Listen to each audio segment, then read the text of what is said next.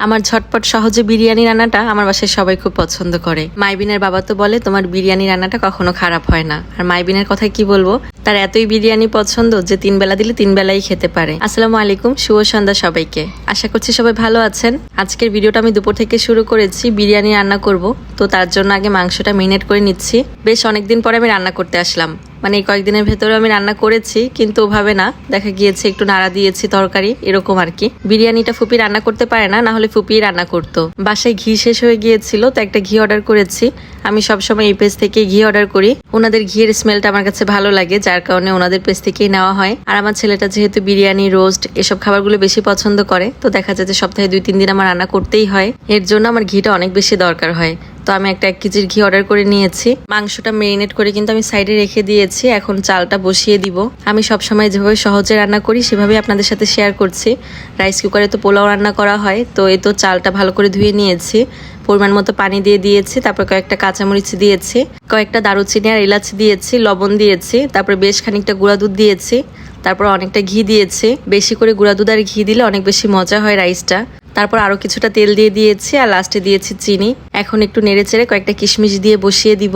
পোলাও হতে বেশি সময় লাগবে না। আর ওদিকে হচ্ছে আমি মাংসটা কষিয়ে প্রেসার কুকারে দিয়ে দিব, যাতে মাংসটাও তাড়াতাড়ি হয়ে যায়। মাংসটাও কিন্তু একদম সিম্পল উপকরণ দিয়ে আমি মাখিয়েছিলাম।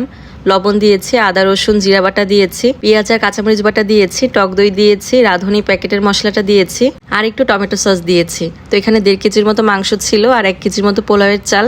তো এর জন্য আমি 2 প্যাকেট রাঁধুনি বিরিয়ানি মশলাটা দিয়েছি। মাংসটাকে কষিয়ে নিয়েছি, তারপরে প্রেসার কুকারে দিয়ে দিয়েছিলাম। 7-8টা সিটি দিয়ে নিয়েছি, মাংসটা হয়ে গিয়েছে। আর এখানে একটু পেঁয়াজ বেরেস্তা নিয়েছি, ঘি নিয়েছি, গুঁড়া দুধ আর চিনি দিয়ে এখন এটা মিক্সড করে নিচ্ছি। আমি রান্নায় এক্সট্রা কোনো মশলা ব্যবহার করি না, তাছাড়া বাদাম বাটাও আমার দেওয়া হয় না। বাদাম বাটা না দিলেও টেস্টে কিন্তু কোনো কমতি হয় না। আপনারা আমার রেসিপিটা একবার ফলো করে রান্না করে দেখতে পারেন, একদম ঝটপট হয়ে যাবে, কোনো প্যান নিতে হবে না। যেহেতু মাংসটা প্রেসার কুকারে বসালেন আর পোলাওটা তো রাইস কুকারেই হয়ে যাবে, কোনোটা নিয়েই তেমন একটা ভেজাল নেই। আমি 2টা আলাদা আলাদা করে রান্না করে নিয়ে এখন একসাথে মিক্সড করে নিলাম। আর লাস্টে হচ্ছে পেঁয়াজ বেরেস্তা দিয়ে দিয়েছি। বিরিয়ানি রান্নায় যত বেশি ঘি আর গুঁড়া দুধ ইউজ করা হয় তত বেশি মজার হয়। তো দেখলেন তো কত সহজে আমার বিরিয়ানি রান্না করা হয়ে গেছে। আমার ঘরের বেটাটা কখনোই সহজে কোনো কিছুর প্রশংসা করে না। কোনো একটা কিছু রান্না করলে তাকে খুঁচিয়ে খুঁচিয়ে জিজ্ঞেস করতে হয় যে কেমন হয়েছে কেমন হয়েছে।